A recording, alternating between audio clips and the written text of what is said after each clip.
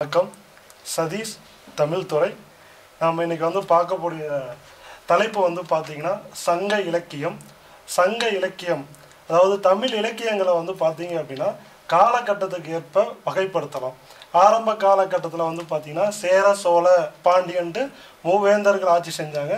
அந்த மூவேந்தர்கள் ஆட்சி செஞ்சு அந்த காலகட்டம் பார்த்திங்கன்னா சங்க காலம் அப்படின்னு நம்ம சொல்கிறோம். அதுதான் பார்த்திங்கன்னா தமிழ் இலக்கியத்தோட சங்க இலக்கியங்கள் தோன்றின காலம் அப்படின்னு சொல்கிறோம். சங்க காலத்தில் தோன்றின இலக்கியங்கள் சங்க இலக்கியங்கள் சொல்கிறோம். அதுக்கு அடுத்து பார்த்திங்கன்னா சங்க காலத்துக்கு அடுத்தது சங்கம் மருவிய காலம் அப்படின்னு நம்ம சொல்கிறோம். அந்த சங்கம் மருவிய காலம் அப்படிங்கிறது பார்த்திங்கன்னா மூவேந்தர்கள் ஆட்சிக்கு அடுத்த காலகட்டத்தில் வந்தால் தான் சங்கம் மருவிய காலம். அந்த காலகட்டத்தில் பார்த்திங்கன்னா நம்ம நீதி நூல்கள் அது எழுதப்பட்ட காலம்னு சொல்கிறோம். அதுக்கு அடுத்து பார்த்திங்கன்னா பக்தி இலக்கியம் காப்பியங்கள் அப்படின்னு சொல்லிட்டு காலத்துக்கு ஏற்ப தமிழ் மொழி மாற்றம் அடைஞ்சிக்கிட்டு இப்போ இக்கால இலக்கியங்கள் அப்படின்னு சொல்லி நம்ம வளர்ச்சி அடைஞ்சு வந்திருக்கு. இதில் நம்ம பார்க்கக்கூடிய அந்த சங்க இலக்கியம் அப்படிங்கிறது பார்த்திங்கன்னா தமிழில் சுமார் ஒரு 500 ஆண்டுகளுக்கு முன்னாடி 500 ஆண்டுகள்லேருந்து 200 அந்த இடைப்பட்ட காலத்தில் இருக்கக்கூடிய அந்த காலகட்டத்தில் எழுதப்பட்ட இலக்கியங்களை தான் பார்த்திங்கன்னா நம்ம சங்க இலக்கியங்கள் சொல்கிறோம்.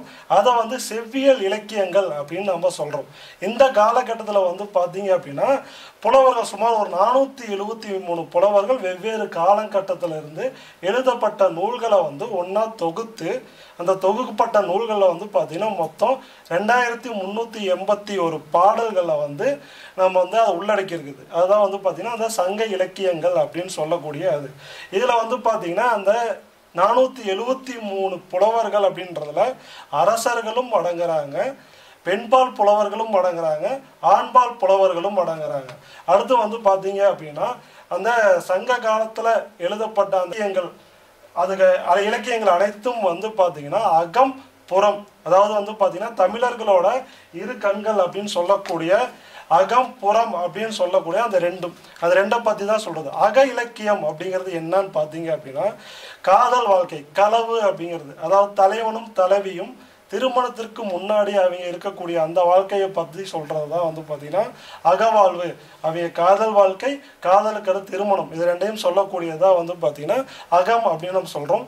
புறம் அப்படிங்கிறது பார்த்திங்க அப்படின்னா தமிழர்களோட வீரத்தை பற்றி சொல்கிறது, அதாவது அவங்களோட போர் கொடை இதெல்லாம் சொல்கிறது பார்த்திங்கன்னா புறம் அப்படின்னு நம்ம சொல்கிறோம். இது பார்த்திங்கன்னா அந்த காலகட்டத்தில் சங்க காலத்தில் வாழ்ந்த தமிழர்களோட வாழ்க்கை நிலையை பார்த்திங்கன்னா அவங்க எப்படி இருந்தாங்க என்ன பண்ணாங்க அப்படிங்கிறத பார்த்திங்கன்னா மக்கள் எல்லாத்துக்கும் படம் பிடித்து, அதாவது அவங்களோட வாழ்க்கையை என்ன பண்ணாங்க அப்படிங்கிறத எடுத்துக்காட்டுறதா பார்த்திங்கன்னா இந்த சங்க இலக்கியம் அப்படிங்கிறது. இதில் அவங்களோட இல்லற வாழ்க்கையில் இருந்து அவங்களோட போர் வீரம் ஆட்சி இது எல்லாமே பார்த்தீங்க அப்படின்னா சங்க இலக்கியங்கள் அப்படிங்கிறது பிரித்து காட்டுது. அதுக்கு அடுத்து பார்த்தீங்க அப்படின்னா நம்ம சங்க இலக்கியத்தில் 14 கீழ்கணக்கு 14 மேல் கணக்கு அப்படின்னு நம்ம சொல்லி பிரிக்கிறோம். இதில் பார்த்தீங்க அப்படின்னா சங்க இலக்கிய நூல்கள் அப்படின்னு எடுத்துக்கிட்டோம் அப்படின்னாவே 10 பாட்டு 8 தொகை, இந்த 10 பாட்டும் 8 தொகையும் தான் பார்த்தீங்கன்னா சங்க இலக்கியம் அப்படின்னு நம்ம சொல்கிறோம். இதில் பார்த்தீங்க அப்படின்னா இந்த 2 நூல்களும் 14 மேல் கணக்கு நூல்கள் அப்படின்னு நம்ம சொல்கிறோம். இதுக்கு அடுத்தது நான் சொன்ன மாதிரி சங்க மருவிய காலம் அப்படின்னா அந்த சங்க மருவிய காலத்தில் தோன்ற நூல்கள்லாம் 14 கீழ்கணக்கு. அந்த 14 கீழ்கணக்கு தான் பார்த்தீங்க அப்படின்னா நீதி நூல்கள் அப்படின்னு நம்ம சொல்கிறோம்.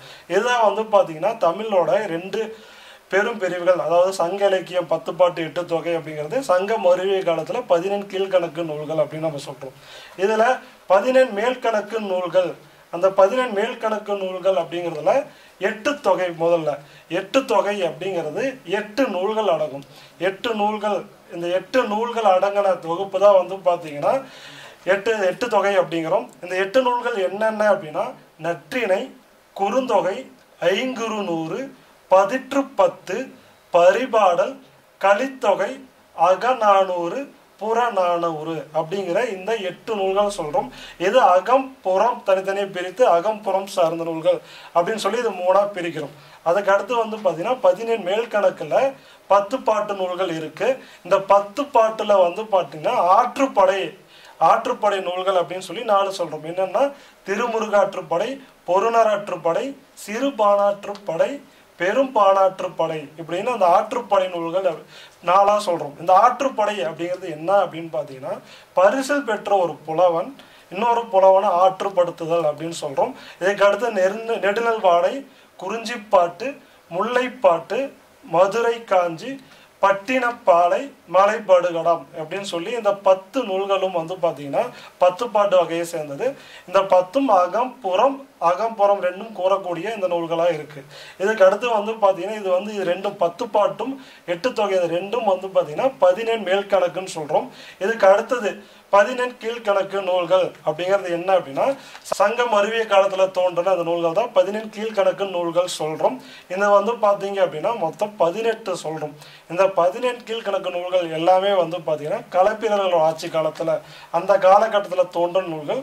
இவை அனைத்து இந்த 18 நூல்களுமே வந்து பார்த்தீங்க அப்படின்னா ஏதாவது ஒரு நீதி கருத்துக்களை சொல்றதா இருக்கு. அதனாலேயே வந்து இதை பார்த்தீங்க அப்படின்னா நீதி நூல்கள் அப்படின்னு சொல்றோம். அந்த 14 கீழ்கணக்கு நூல்கள் 18 என்னென்ன அப்படின்னா திருக்குறள், ஏலாதி, கார் 40, ஐந்திணை 50, திணைமொழி 50, ஐந்திணை 70, திணைமாலை 150, கைநிலை, நாலடியார், நான்மணிக்கடிகை, இன்னா 40, இனியவை 40, களவழி 40, திரிகடிகம், ஆசார கோவை, பழமொழி 400, சிறு பஞ்சமூலம், முதுமொழி காஞ்சி அப்படின்னு சொல்லக்கூடிய அந்த 18 நூல்களும் வந்து பார்த்தீங்கன்னா நீதியை பற்றி சொல்றது.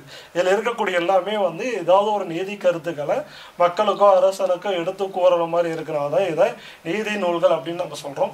இதில் நம்ம அடுத்ததாக பார்க்கக்கூடியது 10 பாட்டு நூல்களில் 9வதா சொல்லக்கூடிய பட்டினப்பாலை அப்படிங்கிற அந்த நூலை தான் நம்ம பார்க்க போறோம். இந்த பட்டினப்பாலை அப்படிங்கிற அந்த நூல் என்னன்னு பார்த்தீங்கன்னா 10 பாட்டுல 1. இதை வந்து பெரும் மாநாற்றுப்படை அப்படின்னு சொல்லக்கூடிய அந்த ஆற்றுப்படை நூலை எழுதின கடியலூர் உருத்திரன் கண்ணனார் அப்படிங்கிற ஒரு புலவர். அவரே தான் வந்து பார்த்தீங்கன்னா பெருமானாற்று படையும் எழுதியிருக்காரு. அவரே இப்போ பட்டினப்பாலை அப்படின்னு சொல்லி அந்த நூலையும் எழுதியிருக்கிறார். இந்த நூல் 10 பாட்டு நூல்களில் வந்து இந்த நூல்கள் பார்த்தேன் அப்படின்னா அகநூல், அதாவது அகம்னா காதல் வாழ்க்கையை பற்றி சொல்லக்கூடிய அகநூலும் புறநூல் 2 கருத்துக்களும் சொல்லுது. ஆனால் இதை வந்து புறம் அப்படின்னு சொல்லி சொல்றாங்க. இதில் வந்து பார்த்தீங்கன்னா அந்த பட்டினப்பாலை, பட்டினம், அந்த பட்டினப்பாலையோட பொருள் விளக்கம், அந்த நூலோட பொருள் விளக்கம் அப்படிங்கிறது பட்டினம் அப்படின்னாவே துறைமுகம், அதை ஒட்டி இருக்கக்கூடிய அந்த நகரங்களை வந்து நம்ம சொல்றோம். இந்த நூல் வந்து பார்த்தீங்க அப்படின்னா சோழர்களோட பெருமை சொல்லக்கூடியதாக இருக்குது. அந்த சோழர்களோட பெருமையில் வந்து பார்த்திங்கன்னா அவங்களோட நாட்டு சிறப்பு, அவங்களோட செல்வ வளம், போர் திறன், இது எல்லாமே சொல்கிறது. அப்போ வந்து பார்த்தீங்க அப்படின்னா சோழர்கள் ஆட்சி இருக்கிறப்ப காவிரி பூம்பட்டினம் அப்படின்னு ஒரு நகரம் இருக்குது. அந்த நகரத்தில் இருக்கக்கூடிய அந்த காவிரி பூம்பட்டினம் அவங்களோட தலைநகரம், அந்த தலைநகரத்தோட சிறப்புகளை பற்றி சொல்லக்கூடிய அதுதான் வந்து பார்த்தீங்க அப்படின்னா பட்டினம் அப்படின்னு நம்ம சொல்கிறோம். அடுத்தது பாலை அப்படிங்கிறது. பாலை அப்படின்னா பாலை திணையை பற்றி சொல்கிறதா இருக்கும். இந்த பாலை அப்படின்னாவே வந்து பார்த்தீங்கன்னா பிரிவை பற்றி சொல்கிறது. ஒரு தலைவன் வந்து தலைவியை விட்டு பிரிஞ்சு போகிறான், அவன் பிரிஞ்சு போகக்கூடிய அந்த பிரிவை பற்றி சொல்கிறது. பொதுவாக வந்து பார்த்தீங்கன்னா தமிழ் இலக்கியங்களே வந்து பார்த்தீங்கன்னா ஒரு தலைவன் வந்து பிரிஞ்சு போகிறான், தலைவி விட்டு பிரிஞ்சு போகிறான் அப்படின்னாவே அவன் ஒரு 3 காரணத்துக்காக தான் பிரிஞ்சு போகணும். அதில் முதல் காரணம் என்ன அப்படின்னு வந்து பார்த்தீங்க அப்படின்னா அவன் வந்து ஒரு பொருள் தேடத்துக்காக போகணும். பொருள் அப்படிங்கிறது வந்து பார்த்தீங்கன்னா திருமணம் செஞ்சுட்டு அவங்களோட இல்லற வாழ்க்கைக்காக அந்த பொருள் தேடுறதுக்காக போகிறதுக்காக பிரிஞ்சு போவான். அதுக்கு அடுத்தது வந்து பார்த்தீங்க அப்படின்னா அவன் வந்து போருக்காக, ஒரு ஆண்மகன் அப்படிங்கிறவன் வந்து கண்டிப்பாக போருக்கு போகணும். போரை ஒட்டி வந்து பார்த்தீங்கன்னா வந்து தலைவியை விட்டு பிரிஞ்சு போவான் தலைவன்.